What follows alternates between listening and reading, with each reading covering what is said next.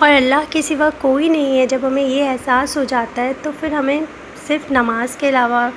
کچھ نہیں سمجھ آتا، کیونکہ کوئی بھی ٹینشن ہو، الجھن، بے چینی، گھبراہٹ، ہم سوچتے ہیں چلو نماز تو ہم پڑھ ہی رہے ہیں، ایسا کچھ بھی نہیں ہے۔ اور نماز پڑھنے سے تو دل کو بہت سکون ملتا ہے، اور پھر ہماری جتنی بھی چھوٹی بڑی پرابلمس ہوتی ہیں، ٹینشنس ہوتی ہیں، وہ بھی دھیرے دھیرے ختم ہونے لگتی ہے، کیونکہ ہم جو اپنا سارا بلیف ہے وہ اللہ تعالیٰ کے اوپر ہمارا ہو جاتا ہے۔ پھر ہم سوچتے ہیں نہیں، چیزیں اچھی ہوں گی، اللہ تعالیٰ جو بھی کرے گا وہ بہتری کے لیے کرے گا اور بہتر کرے گا۔ اور میں نے اب میں یہ چیز کرنے لگی ہوں، میں سوچتی ہوں میں روز زیادہ نہیں پر ایک ہی پیج پڑھوں، ایک ہی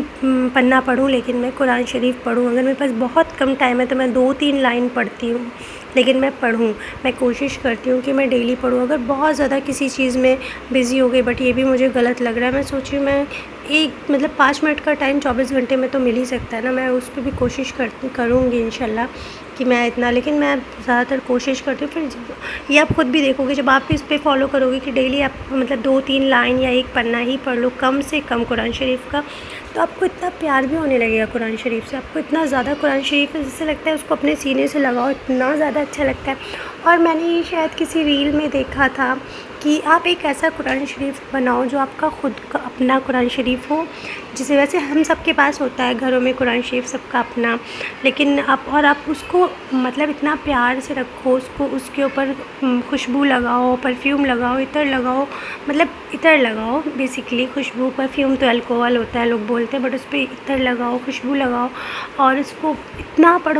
پڑھو کہ وہ پرانا ہو جائے۔ تو میرے پاس بھی ایک قرآن شریف ہے، سب کے پاس ہوتا ہے، میرے پاس بھی ہے۔ میں نے وہ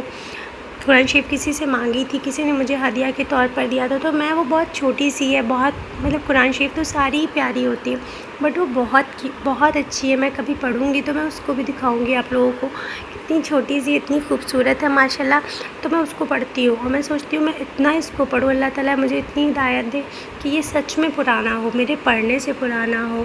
اور میں اپنے بچوں کو بھی یہ چیزیں سکھاؤں گی انشاءاللہ کہ ہمیں کوئی بھی چیزیں ہیں تو وہ اچھی ہو، ایزی جائے، اس کے لیے ہمیں اللہ تعالیٰ کا ساتھ کبھی نہیں چھوڑنا چاہیے۔ نماز ہمیشہ پڑھنی چاہیے، نماز پڑھنے سے ہی دل کو راحت، گھر میں سکون، چہرے پر نور، اور چھوٹی موٹی جتنی بھی پرابلمس ہوتی ہیں وہ دور ہوتی ہیں۔ اور جتنی بھی مجھے ایسا فیل ہونے لگا ہے کہ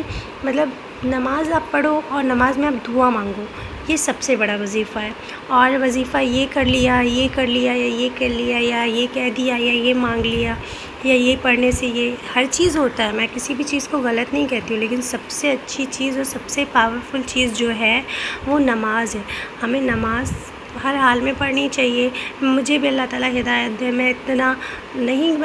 اس طرح سے ہوں، لیکن اللہ تعالیٰ مجھے بھی ہدایت دے کہ میں بھی بہت اچھے سے پڑھوں، اور ہمیں ساری جو ہماری سچویشن ہے اور جتنی بھی کنڈیشن ہے، جتنی بھی ہم لوگ ٹینشن میں رہتے ہیں یا اوور تھنک ہے یا بہت زیادہ نگیٹیوٹی دماغ میں آ رہی ہے، یا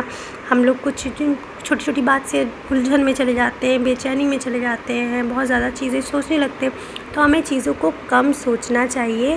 اور جو چھوٹی موٹی دعائیں ہیں، لا حول ولا قوت الا باللہ از دا میڈیسن، آپ کے پریشانیوں کے لیے، سوروں کے لیے، یہ آپ کو دکھوں سے نجات کے لیے ہے، بہت ہی خوبصورت ہے۔ اور یہ ہم سب کو پڑھنا چاہیے، اور ہم سب پہ اپنا کمپلیٹلی جو بلیف ہے وہ اللہ پہ کرنا چاہیے، کیونکہ اللہ رب العزت ہر حال میں سب کچھ اچھا کرتا ہے۔ اللہ حافظ۔